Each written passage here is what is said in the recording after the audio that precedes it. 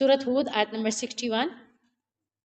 वइला समूद अख़ाहुम सालिहा, और समूद की तरफ उनके भाई सालिहा को भेजा। जिस तरह आद कौम थी, इसी तरह समूद भी एक कौम है जिस कौम की तरफ अल्लाह तबारक व तआला ने सालिहा अलैहिस्सलाम को भेजा। क़ाल या कौमी उबुदुल्लाह मा लकुम मिन इलाहिन गैरुह, तो बस उसने कहा, ए मेरी कौम, अल्लाह की इबादत करो, इसके सिवा तुम्हारा कोई माबूद नहीं।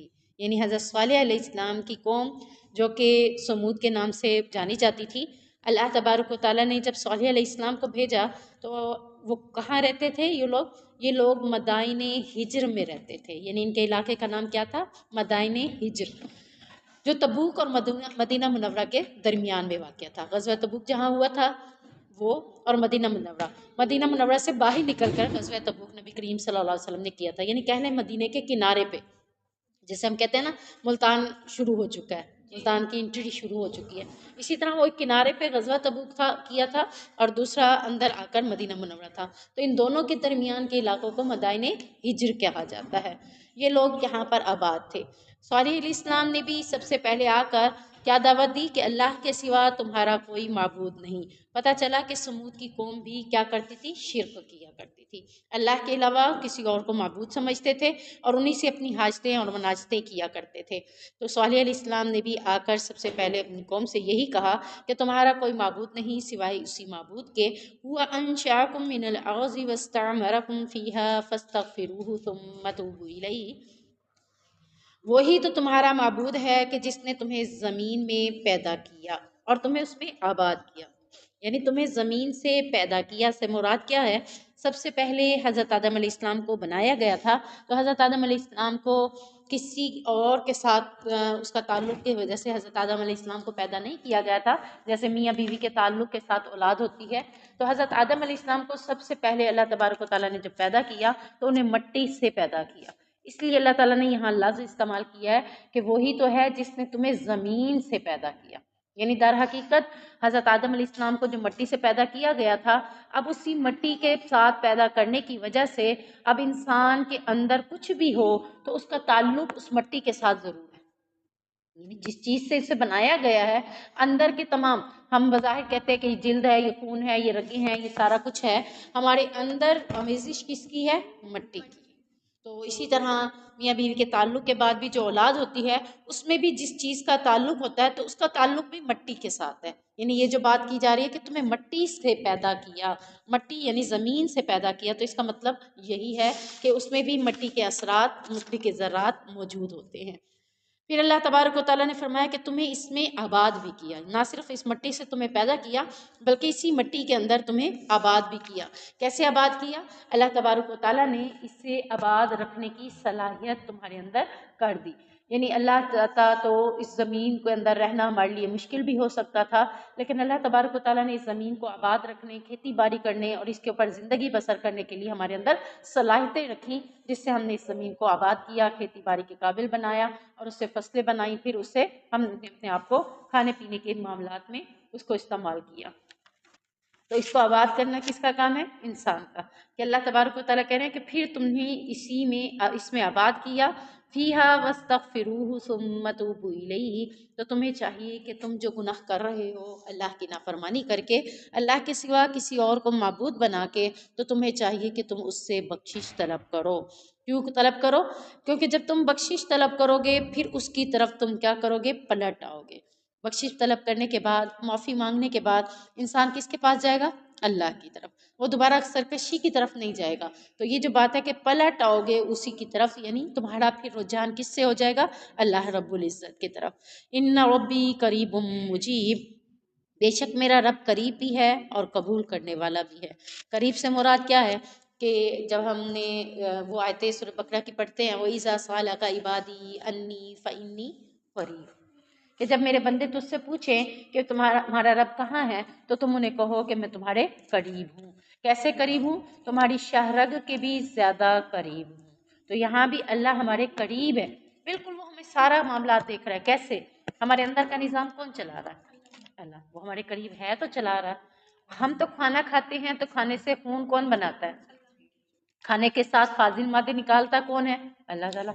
اندر مشین آٹومیٹکلی تو کام نہیں کر رہی نا، اندر مشین جس طرح سے کام کر رہی ہے اسے کام چلانے والا کون ہے؟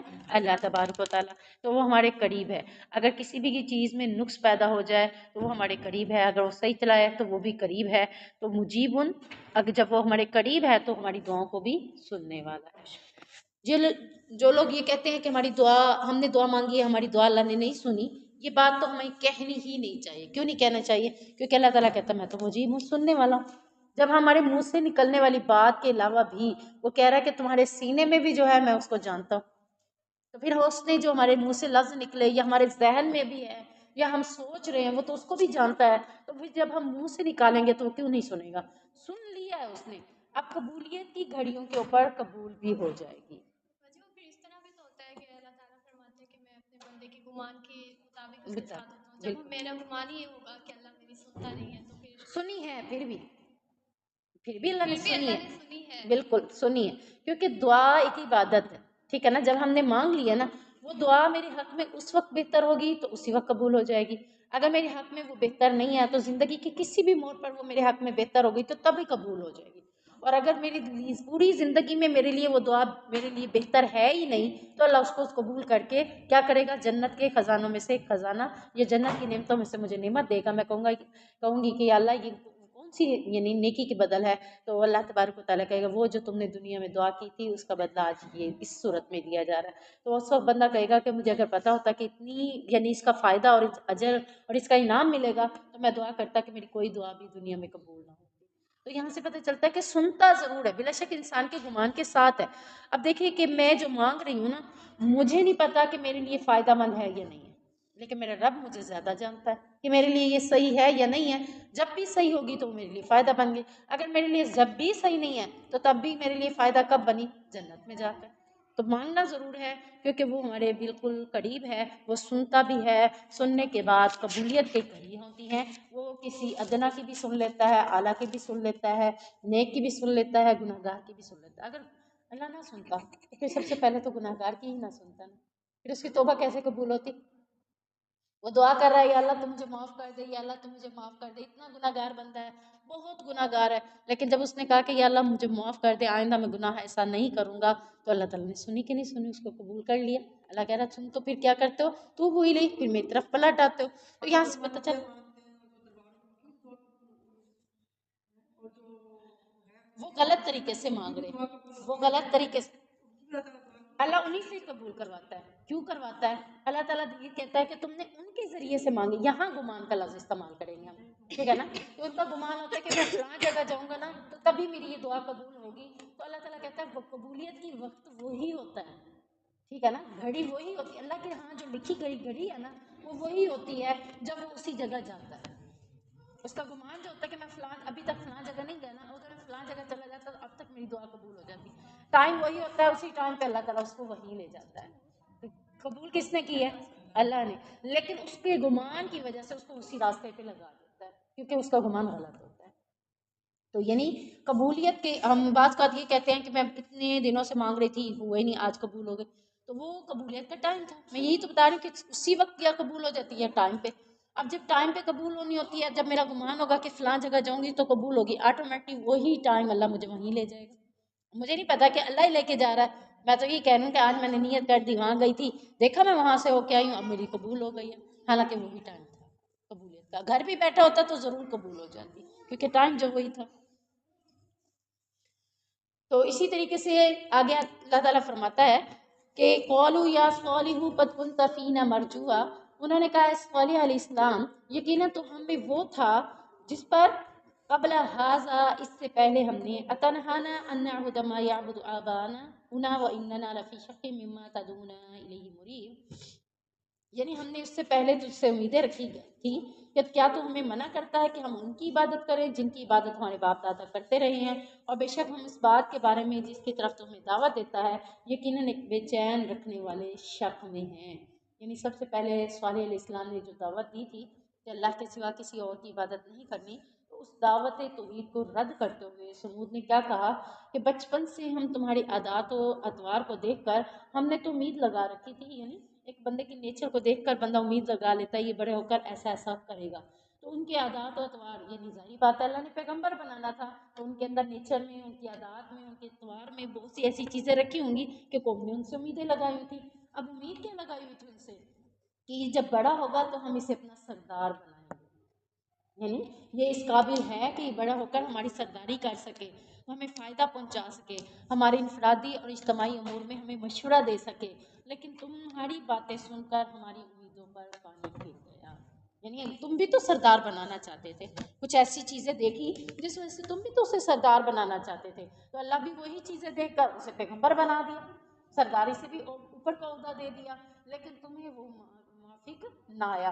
تم نے کیا کہا؟ ہمیں یقین ہو گیا ہے کہ تمہارے اندر کوئی خیر نہیں ہے، یعنی جب تم ہمیں ہمارے معبودوں سے ہٹا رہے ہو تو ہم یہ دیکھتے ہیں کہ تمہارے میں تو کوئی خیر ہی نہیں ہے، کیونکہ ہمارے معبودوں کو برا بھلا کہنے والا ہمیں بالکل بھی اچھا نہیں لگے گا، ہمیں یہی لگے گا کہ وہ بہک گیا ہے، سیدھے راستے سے بھٹک گیا ہے، اس میں کوئی بھلائی نہیں دیکھتے ہم۔ تو اس لیے ہمیں تم معبودوں سے منع کرتے ہو جو ان کے باپ دادا ہماری عبادت کرتے تھے۔ تم جس توحید کی ہمیں دعوت دے رہے ہو اس کی صداقت کے بارے میں ہمارے دلوں میں کیا ہے؟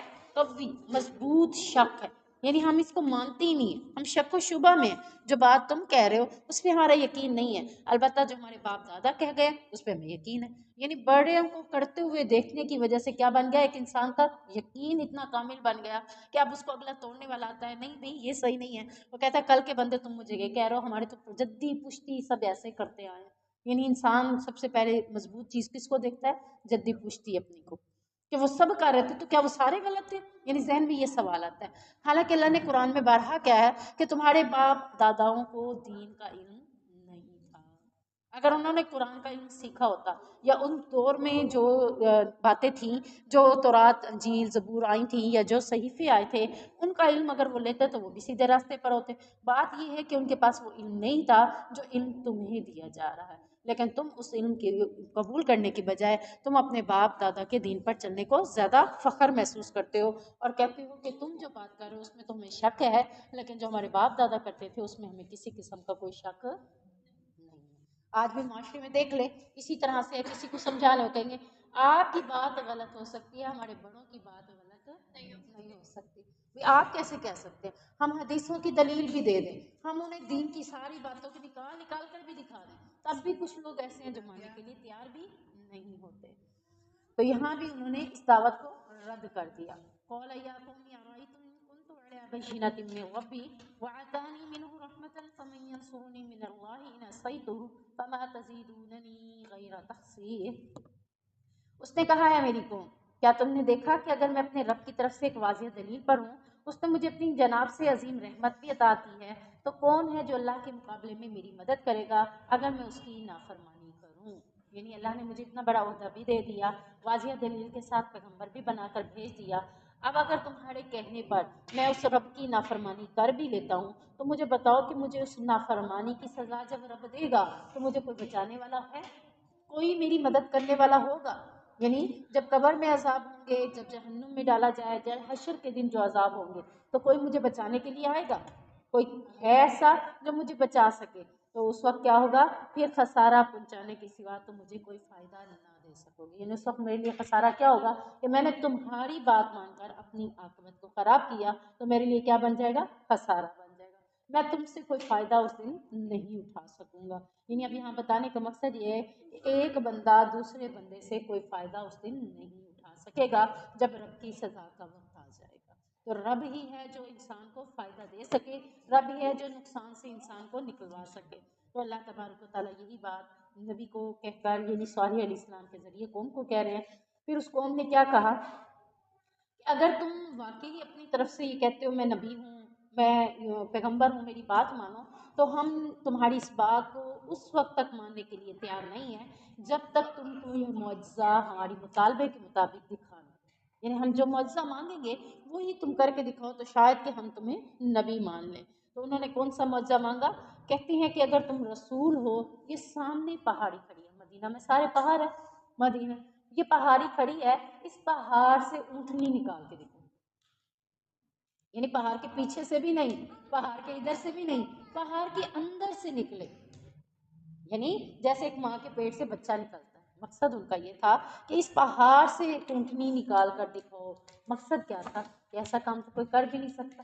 تو اب جب یہ کر نہیں سکیں گے ہم انہیں جھٹلا دیں گے پیغمبروں کو. لیکن انہیں نہیں پتا تھا کہ پیغمبر کے اوپر کون ہے؟ اللہ. اس کے لیے تو کوئی مشکل ہی نہیں ہے، کچھ بھی کرنا مشکل نہیں ہے. تو انہوں نے یہ معجزہ مانگا تو اللہ تبارک و تعالیٰ نے واقعتاً ان کے معجزے کے مطابق انہیں ان کی یہ نشانی بطور نبی صالح علیہ السلام کی نشانی کے طور پر انہیں اونٹنی دے دی. تو انہوں نے کس نے دعا کی تھی؟ صالح علیہ السلام نے اپنے رب سے دعا کی تھی کہ اللہ انہوں نے مجھ سے اونٹنی مطالبہ کیا ہے اس پہاڑ سے نکالنے کے لیے، اللہ تو میری دعا کو قبول کر اور اونٹنی نکال دے. انہیں تما تھا نا شاید کہ یہ ایمان لے، یعنی میں اپنی قوم کو سیدھے راستے، جیسے ہم کہتے ہیں نا اپنے بچوں کو چلو کسی طریقے سے تو سیدھے راستے پر آ جائے، چلو اس طریقے سے سیدھے راستے پر آ جائے. اب انہیں یہ تھا کہ میں چلو ان کا معجزہ اپنے رب سے مانگتا ہوں، رب میری دعا کو قبول کر لے گا، معجزہ دکھا دے گا، شاید کہ یہ مان لیں.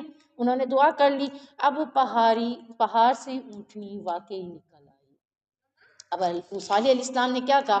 صالح علیہ السلام نے کہا بطور معجزہ تم نے جو اونٹنی مانگی تھی میں نے دیکھو تمہاری آنکھوں کے سامنے اللہ سے دعا کی ہے اور اللہ نے اس پہاڑ سے اونٹنی کو نکال بھی دیا ہے.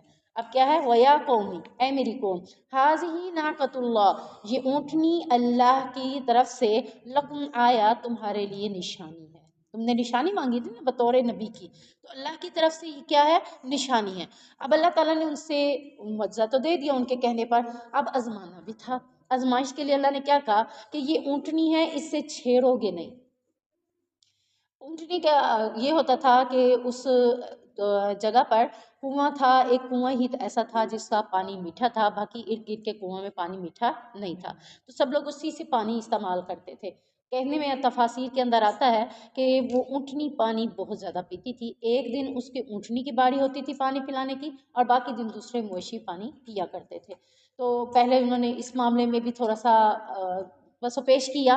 پھر بعد میں جب انہیں کہا گیا کہ یہ نشانی ہے تم نے اس کی حفاظت کرنی ہے، اسے چھیڑنا نہیں ہے، بلکہ یہ جہاں کھائے پیے جیسے کرے اس کو کچھ بھی تکلیف نہیں دینی. سب سے پہلی تکلیف تو انہیں یہ تھی کہ ایک دن یہ سارا پانی پیے اور ہماری بکریاں، ہماری بھیڑ بکریاں، ہماری مویشی پانی نہ پئیں. اس کے علاوہ بھی انہیں یہ تھا کہ ہم نے تو صرف بطور معجزہ مانگ لیا تھا، ہمیں تو نہیں پتا تھا کہ ایسا ہوگا. جیسے بعد میں ہم کہہ دیتے ہیں ہمیں کیا پتا تھا ایسا ہوگا، ہم ایسے کہتے ہی نا. تو بہرحال ان کی باتوں کی وجہ سے انہوں نے اس معجزے کو دیکھنے کے باوجود ایمان نہیں لے آئے. جب کہا کہ یہ اونٹنی اب اللہ کی ہے اسے چھوڑ دو، جہاں کھائے تأکل فی ارض اللہ زمین میں جہاں سے کھائے پیے تم اسے کچھ بھی نہیں کہو گے. ولا تمسوها بسوء اور اسے کوئی کسی قسم کی تکلیف یا بیماری یا کوئی پریشانی اس کو نہیں پہنچاؤ گے. اگر تم نے ایسا کیا تو پھر کیا ہوگا؟ فَيَأْخُذَكُمْ عَذَابٌ قَرِيبٌ ورنہ تمہیں ایک قریب عذاب پکڑ لے گا. جیسے ہی تم اس اونٹنی کے ساتھ کچھ غلط کرو گے اللہ کی طرف سے تمہارے لیے عذاب بھی فوراً آ جائے گا. اب انہوں نے اس کو بھی ہلکا لیا کہ کچھ بھی نہیں ہوگا، ایسے ہی باتیں ہیں جیسے ہمارے ہاں کسی کو ڈرا بھی دیا جائے جہنم سے، قبر سے، کچھ نہیں ہوتا کچھ نہیں ہوتا، سارے جائیں گے، کچھ بھی نہیں، ایسے ہی باتیں ہیں، ایسے ہی ڈراتے ہیں. تو یہ انہوں نے بھی اس بات کو ہلکا لیا اور انہوں نے کیا کیا؟ اونٹنی کے ساتھ غلط کام کر دیا. قوم کے کچھ لوگوں نے، قوم کے کچھ بدماش ہو، جیسے ہر قوم میں کچھ لوگ ایسے ہوتے ہیں جو بہت زیادہ آوارہ قسم کے ہوتے ہیں، غلط قسم کے مائنڈ کے ہوتے ہیں. تو انہی میں سے کچھ لوگوں نے کیا کیا؟ فَعَقَرُوهَا انہوں نے اونٹنی کی ٹانگیں کاٹ دی، یعنی انہیں تکلیف دی. ٹانگیں کاٹنے کے بعد وہ زندہ تھوڑا رہی ہوگی، ظاہری بات ہے. جب اس کی ٹانگیں کٹ گئی ہیں، رگوں کا سلسلہ ختم ہوا، اس کے بعد اسے قتل بھی کر دیا، ختم کر دیا. اللہ کی طرف سے ایک معجزہ تھا. اس معجزے کو جیسے تورات والوں نے تورات کو بدل دیا وہ بھی تو ایک معجزہ تھا، زبور والوں نے زبور کو بدل دیا وہ بھی ایک معجزہ تھا. قرآن خود ایک معجزہ ہے، ٹھیک ہے نا. اب بدلنے والے بدل تو نہیں سکے اس کو، لیکن اپنے لفظوں سے انہیں ہیر پھیر کر کے بدل دیا. تو انہوں نے بھی تو اب ہم کہہ سکتے ہیں کہ انہوں نے اللہ کی اونٹنی کے ساتھ ایسا کیا. اب ہم اپنے معاشرے میں نظر دورائیں تو لوگ قرآن کے ساتھ کیا کر رہے ہیں؟ غلط فتوے دے رہے ہیں، غلط مسئلوں کی گائیڈنگ کر رہے ہیں. تو یہ بھی تو وہ ایک غلط کام کر رہے ہیں. اگر وہ یہ کر سکتے ہیں تو ہمارے لوگ بھی ایسا کر رہے ہیں. تو جو ایسا کرتا ہے اس کے لیے اللہ کی طرف سے عذاب بھی قریب آتا ہے. تو انہوں نے اس کی ٹانگیں کاٹی. تو پھر ان کے لیے صالح علیہ السلام نے کیا کہا؟ فَقَالَ تَمَتَّعُوا فِي دَارِكُمْ ثَلَاثَةَ أَيَّامٍ تو صالح علیہ السلام نے کہا کہ تم اپنے گھروں میں 3 دن تک خوب فائدہ اٹھا لو.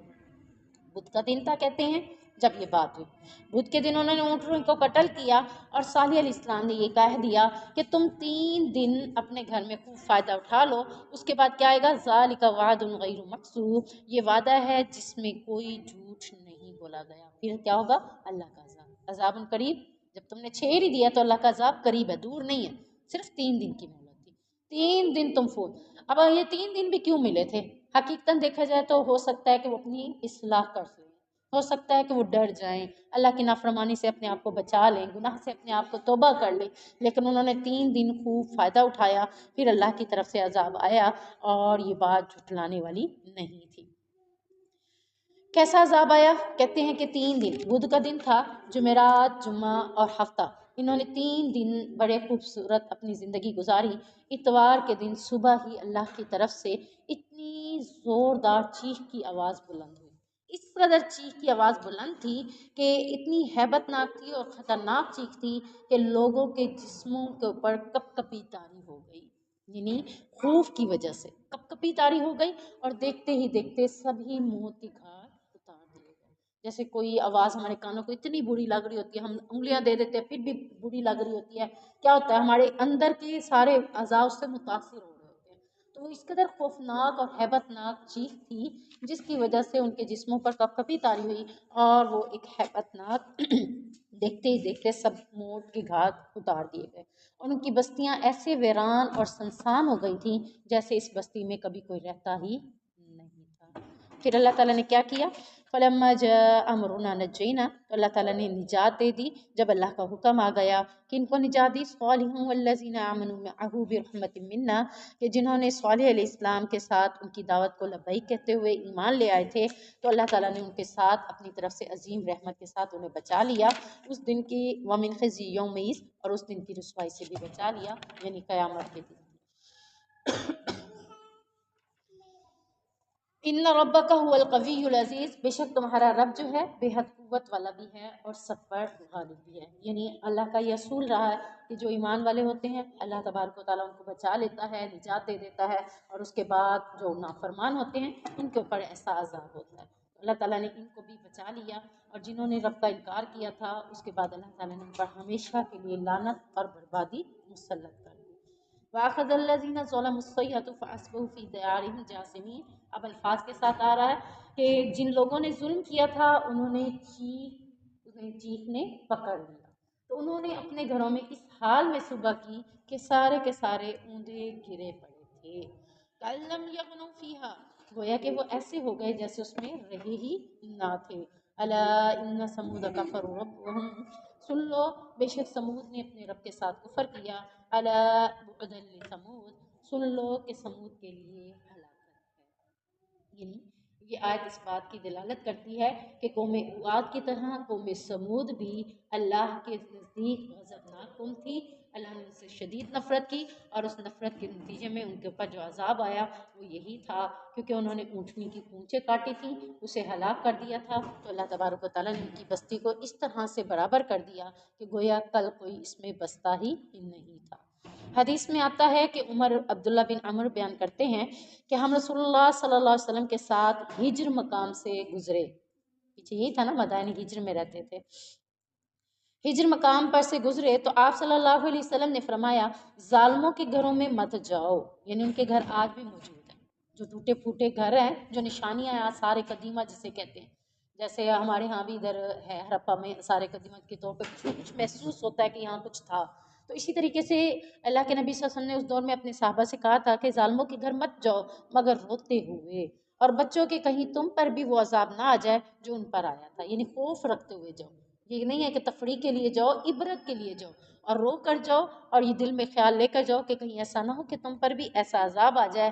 پھر آپ نے اپنی سواری کو ڈانٹا اور جلدی چلایا یہاں تک کہ ہجر پیچھے رہ گیا، یعنی اس جگہ پر رہنا جس جگہ پر اللہ کی طرف سے عذاب آیا ہو، جس جگہ کو اللہ نے عبرتناک بنا دیا ہو، اس جگہ رہنا، بیٹھنا، کھڑے ہونا یا جانا بہتر نہیں ہے، اگر جانا بھی پڑ جائے تو جلدی سے وہاں سے کوچ کرنے کا حکم ہے۔